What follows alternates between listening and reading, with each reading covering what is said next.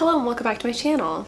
A lot of you guys have been requesting that I do my Kindle Unlimited romance recommendations video ever since I told you guys that I use the service. So I really like this idea because Kindle Unlimited really is the main way that I consume my romance. The only reason that I don't use my library for romances is because I feel like they don't really have stuff that's to my liking. I've been using Kindle Unlimited for over a year now, and I feel like I'm really getting the most out of my experience. So I decided that I'd make this an ongoing series on my channel, about a video a month where I talk about my favorite Kindle Unlimited romances and break them down into specific tropes or specific genres. Like I said, since I get almost all of my romances through Kindle Unlimited, doing just one designated video for this would be way too long, and I like to be able to update you guys a little bit more frequently on the things I'm reading and my favorites. Before we jump into it though, if you didn't know what Kindle Unlimited is, it's a monthly subscription service by Amazon that's about $9 a month, and you can read mostly unlimitedly. I will say you're limited to checking out 10 books at a time, but it's just like your regular library. If you return one of those 10 books, you get another one immediately after. There's no like set limit per month. And one of my favorite features of Kindle Unlimited is the fact that I can kind of read wherever I go. When I'm at work, I use the desktop feature. They have a Kindle Cloud reader, so I can literally pull it up in Chrome. I also like to read when I'm in line places on my phone, and then I also like to read on my Kindle. But like I said, super convenient, and I like that it saves your place anytime you're reading. The one thing that I would point out about Kindle Unlimited before we get into the video is that it's only super beneficial for people who read at least 2 indie romances a month from like a cost benefit standpoint. So lots of romances that people recommend here on YouTube are indie romances, so you shouldn't have an issue finding what you're looking for. But again, it wouldn't be the best if you only occasionally read romance, or if you like really popular traditionally published romances like The Bride Test, for instance. Also, at the time of posting, all of these books are currently available on Kindle Unlimited, but that is subject to change. So without further ado, let's get into my top 5 sports romances on Kindle Unlimited. So the first book on my list should come as no surprise. It is The Wall of Winnipeg and Me by Mariana Zapata. Hello, Slow Burn. I don't think you've met my friends yet. Because while you think you know what slow burn is, if you haven't read a Mariana Zapata book yet, you're in for a world of hurt. I'm mostly joking, but seriously, these are some of the slowest burn romances that I've ever read. This book is about a girl named Vanessa who is the housekeeper slash personal assistant for this militant Tom Brady looking ass NFL player. She quits her job at the beginning of the book, but she finds the infamous aforementioned dude bro Aiden Graves at her doorstep, looking for a nice and sexy green card marriage. What is sweet Vanessa to do? This book is filled to the brim with sexual tension and standoffish men. It feels like those million-word fanfics when their hands finally touch and your soul leaves this astral plane. It's that kind of slow burn. So I like this book because it focuses on the behind-the-scenes aspect of being a sports ball player instead of having like boring football scenes thrown into the book. And like the rest of Mariana Zapata's books, the characters are very realistically flawed and feel like they have their own personalities. I know that most readers of this author say this is their absolute favorite Mariana Zapata book, so it's definitely one that I recommend. Ice Princess Hoes, where you at? Yes, there's another Mariana Zapata book on my list, but it's because she's just that damn good. The more I think about this book, the more it really cements its place in my heart as one of my favorite books of all time. It's about a singles figure skater named Jasmine who's definitely been in the sport for a while and hasn't been massively successful in the past couple of years. Back in the day, she was gearing up to be one of the most promising skaters in her field, but then things kind of took a turn. So one day, the son of the owners of the gym that Jasmine skates at, and low-key her kind of enemy, approaches her and asks her if she wants to start pair skating with him, since he lost his partner. She didn't like die or anything. Honestly, I don't really know what happened to her. It's fine. So the story is about Ivan and Jasmine coming together and working towards the common goal of reaching the Olympics. I think the reason I like this one so much is number one, the intimacy of pairs figure skating. I feel like a lot of sports romances focus on one athlete and their love interest who is not an athlete. I like that in this story they are both athletes and you see them working together because I think that teamwork is something that really parallels relationships. 2, I really liked the way that Ivan felt about Jasmine and the way in which he expressed that. It was something that reminded me a lot of the way that my partner treats me. And 3, Jasmine's family life, her relationship with her family, and her relationship with herself and her own self-esteem is something that I personally really related to. I think anyone who is a really high achiever and who's like struggling a lot at the moment is really gonna find solace in this book and really understand Jasmine's character,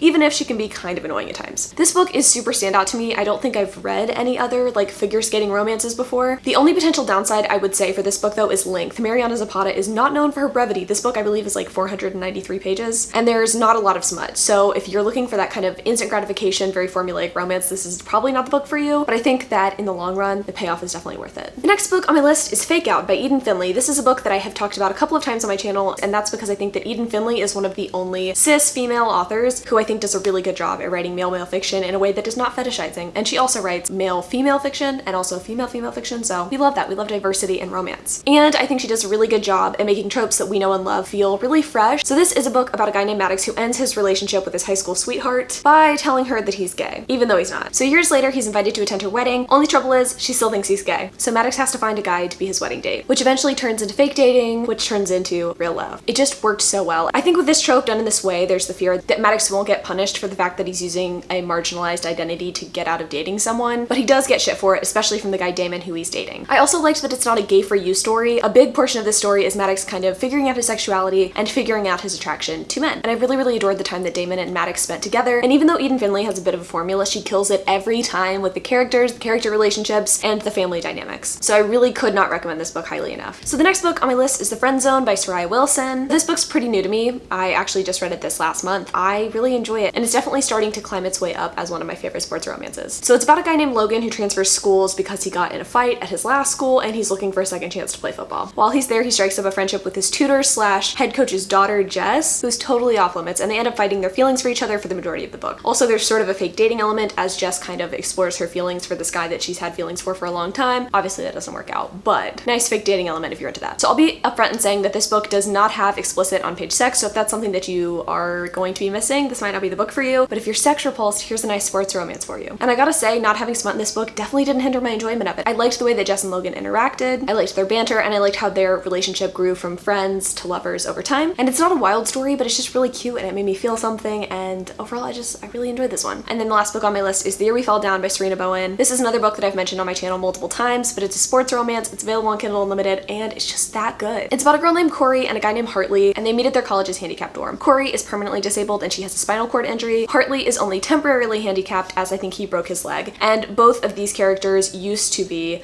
ice hockey players, so that's a big bonding thing for them. This one again stands out to me so much for the strength of the relationship building, and I also just liked that this is set in college and it feels so realistic. I think a lot of new adult romances set in college seem a little too perfect or a little bit too unlikely. How many of us are really the daughter of the head football coach of their university? Not many of us, but I think a lot of us can relate to meeting someone in our college dorm and just striking up a friendship and it turning into love. So I really enjoyed this book. I think the disabled rep's super awesome, and I don't think we see a lot of disability rep in sports romance, so this one is definitely overall just a winner. So that's it. Those are my top 5 sports romances available on Kindle Unlimited. If you guys enjoyed this video, please let me know down in the comments below. Also let me know what sorts of Kindle Unlimited recommendations you'd like to see next. I have a whole list planned, but I'd like to get to what you guys want first. Also, I'm gonna leave a link down in my description for you guys if you want to give Kindle Unlimited a try. It's free for your first month. After that, it's about $10 a month. So that's it. I had a really fun time filming this for you guys. Hope you enjoyed it. Love you guys so much, and until next time.